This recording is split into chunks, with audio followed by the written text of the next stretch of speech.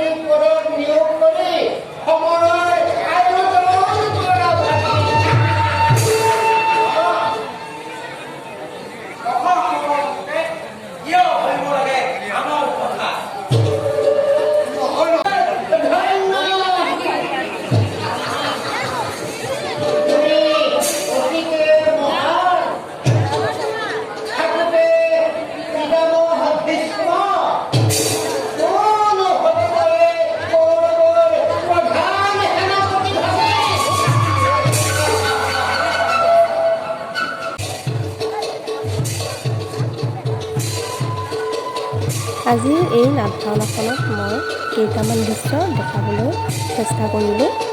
এতিয়া ঘৰলৈকে যাব ওলাইছোঁ।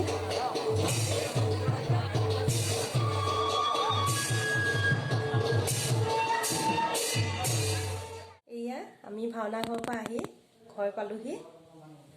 এতিয়া ভিডিঅ'টো মই ইমানতে সামৰিছোঁ। আকৌ পুনৰ এটা নতুন ভিডিঅ'ত লগ পাম।